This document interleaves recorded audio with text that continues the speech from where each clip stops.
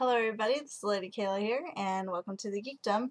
Even though I am late, I am back for the Game of Thrones review, and today I'm going to do episode 1 of season 4, and I'm a bit behind, but I explained that in my previous video, and so hopefully I catch up soon, but just in case I don't, you guys have been warned. So anyways, thank you guys so much for the support in my last video. It means so much to me. I got like 50 likes, and you know, I asked you guys for likes because I wasn't really wanting to interact with anybody on it, so a like would just, you know, let me know that you were there without having to, you know, comment or anything, because I'm not ready for that.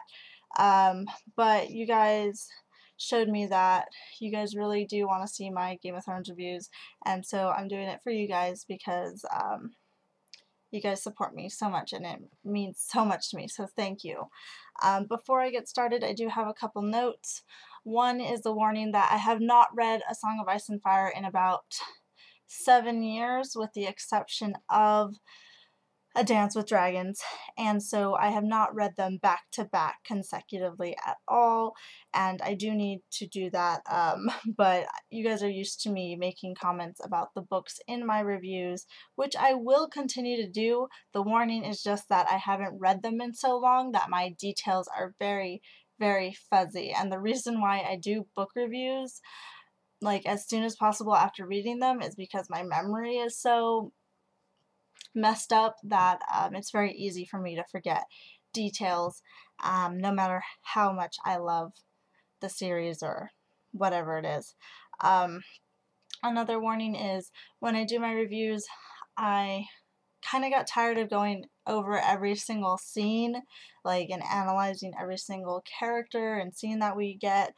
So I just narrowed it down to kind of talking about characters that I want to talk about, and every once in a while I'll do like an honorable mention about scenes or characters that I really enjoyed but didn't feel like it needed analysis. So with that all said, I'm going to start with the review. So we start off the episode with the reforging of ice, which is Ned Stark's great sword, I believe, which is this epically huge two-handed sword that's been in the Stark household for generations, and it seems like the Lannisters didn't have one. I don't know if they lost theirs or if they just never had one because they're not as awesome, but I'm pissed about that. Like, that irks me so much. I'm just like, how can you take an heirloom and just destroy it? It bothered me so much. It just did not sit well with me. Even when I read that scene in the books, I was just like, and I didn't like it.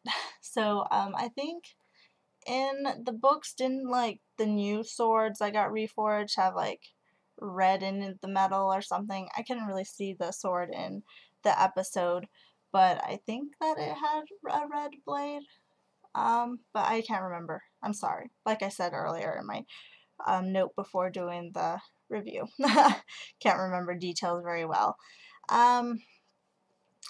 So next we get Jaime, who I actually don't think is super important, but I do want to make a couple notes because I don't think his disownment was made as big of a deal as it should have been, because remember, Tyrion is basically not Tywin's son. Tywin does not acknowledge the fact that Tyrion is his in any way, so we know that Tywin does not want to leave Casterly Rock in the hands of Tyrion. And so when he just casually disowns Jaime, I think that is a huge like understatement to what Tywin really did or would have done. So whatever. I don't know how Tywin's gonna resolve this whole issue, or if he feels like he could bide his time and convince Jaime otherwise.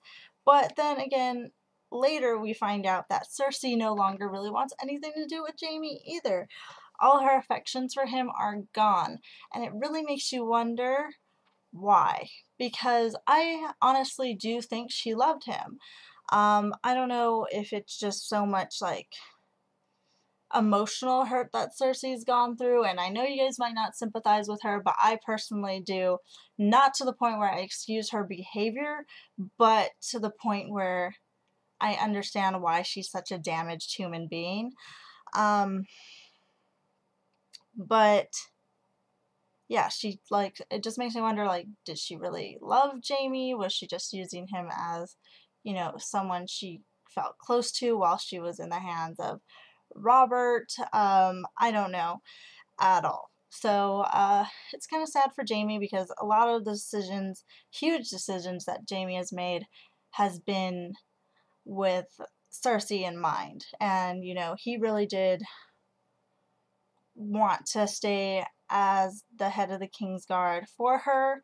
But we also see that he is his own person as well and wants to stay for his own honor. It looks like he's very focused on saving or salvaging his name. And I don't know if you've read medieval literature before, but your honor is kind of a big deal, which makes Ned Stark, you know, kind of the basis for how someone should be considering their honor, and it seems like Jaime's like shifting towards more of that typical honor-based kind of a thought process. So that's a thing. After Jaime, I do want to mention Oberyn Martell because we finally get to see him. I'm so excited. We get this sexy Latin man and this beautiful lady that plays Ilaria Sand. Sorry, I don't know who the actress or her um, ethnic descent. So, anyways, beautiful creatures. I love them. I love them so much because we finally get to see like a different side of Westeros, someone or different, you know, people who have different cultures, which I feel like we only really got when we went to Daenerys, which we're not really getting that much anymore now that she's not with Khal Drogo and she's kind of just drifting around and we're not really getting cultural perspectives anymore. But anyways, I really thought it was a pretty good intro. Of course, they had to have their like HBO sexual encounter and exploitation, and so we got the naked girls, we got, you know, people flirting heavily, we got all that good Game of Thrones kind of stuff going on here. I would have liked to see, you know, Oberyn and Ilaria a little bit, you know, more naked, not these random, you know, side characters, but whatever. I'll take what I get. And of course, what's important to note is the tension with the Lannisters, because last time the Dornish were a huge part of Westeros, it was before, you know, the huge war with, you know, Robert Baratheon, and the Targaryens were in charge, and the Martells had it really in with them, and, you know, they had a marriage with, you know, Prince Rhaegar Targaryen, and, you know, he married a Martell, he had a kid with Martell, and then this war happened, and Gregor, being the brute that he is, I don't even think brute is the term that needs to be said, because he is way more than a brute. He was rumored to have raped her, you know, killed her in a horrible way, like cutting her in half, slaughtering her baby, I believe, and just like slaughtering a whole bunch of, you know, people who are standing by instead of, you know, accepting surrenders. You know, just the honorable thing to do, or, you know, the unspoken, like, rules of war were not taken into consideration. And it was just a massacre to which, you know, the Martells hold a heavy grudge, to which is to be expected. I mean, damn, like, I don't even think this episode shows or explains how horrible the scene that happened. So, anyways, that aside, next we have Daenerys, which again I don't think is a super important scene, but there are a couple little tidbits to note, which are her dragons getting more wild. Um, and, you know, how scary must that be? Like, just, you know, the Targaryens are known for taming their dragons and riding their dragons and having their dragons being like their best buddies.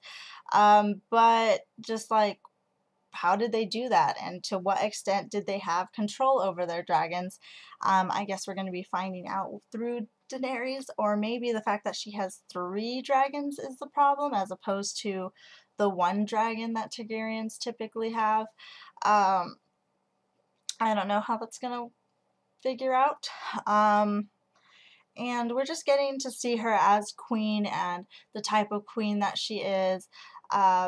She seems to be really strict and fair. I really like the type of queen that she's being portrayed as.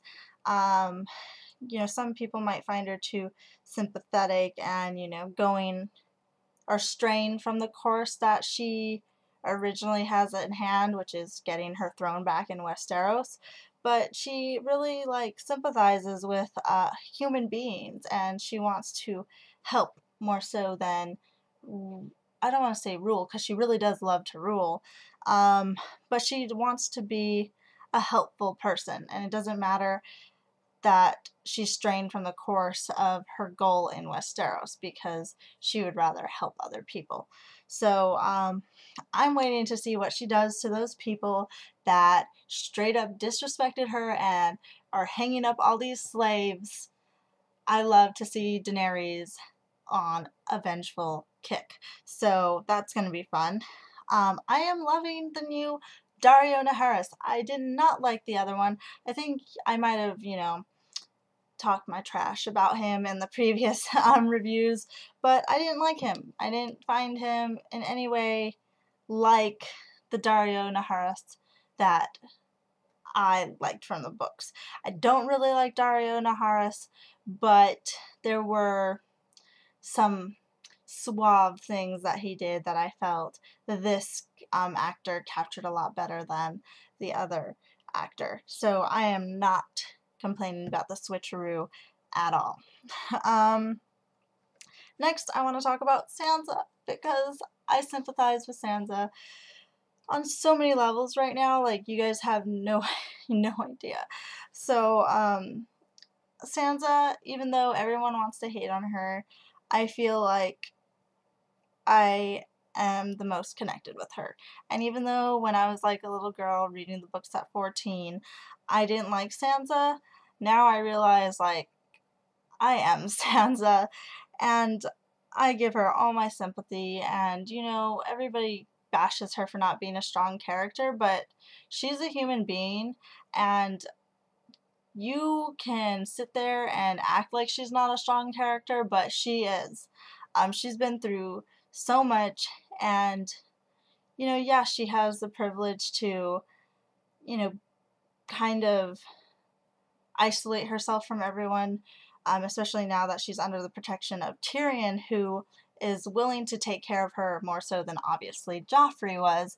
But you know, like, she survived so much. I love Sansa, and I will defend her to the end. But I'm glad they brought Sir Dantos in, because I was kind of worried about how this particular storyline, which I'm not going to spoil, was going to go, and it's important that Sir Dantos gets involved, and he did, and so I'm a lot more stress-free now that Sir Dantos is back into the picture. So I feel like Sansa's not going to get very interesting until later down the road, so I'm not going to focus too much on her right now. Next, in the north, we have Jon Snow and the wildlings and all that. I feel like the wildling part was pretty self-explanatory. Jon Snow basically gets away with all his crimes.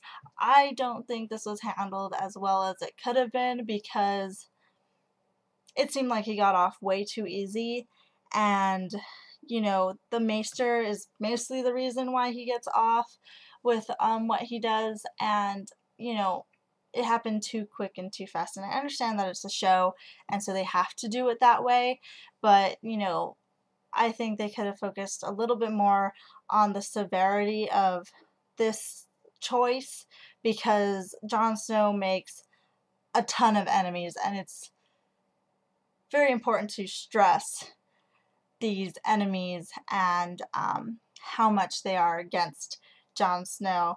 And you know, obviously, you know, he can't just say, "Oh, I'm telling you the truth," and get away with it. You know, he really did murder someone and break his vows and turn cloak, which is the ultimate vow you could break, is turning your cloak and abandoning the Night's Watch. And I don't think they even stressed that. They only stressed him sleeping with Ygritte and killing Corn Halfhand. They didn't even mention the fact that he switched sides, I don't think, which is, like I said, the most taboo thing you could do. And anyways, I just thought it could have been stressed a little bit more. Yeah. Even though we know what happened and we know that he's telling the truth, it's like, how did they know? They don't know. So I think it's justified that they are upset with the situation, on top of the fact that they already kind of hate Jon Snow. Well, some of them, to be honest. I do have an honorable mention before I go into the best part of the show, or the episode. And that honorable mention goes to the Queen of Thorns, because she is amazing, and I don't mind how much time they take to do little side scenes with the Queen of Thorns. It's worth it. And usually I get mad at wasting time, because I feel like a lot of the time that time could be used emphasizing important scenes. But for the Queen of Thorns, I do not mind the wasting of time, because she definitely is not a waste of time. So I just wanted to mention her because she seems to be representative of like the strong females in Game of Thrones, and you know, she always emphasizes the power that women can have in a society where women typically don't have any power. So I think I'll be doing a video on that topic specifically later on, but that's just why I wanted to mention her.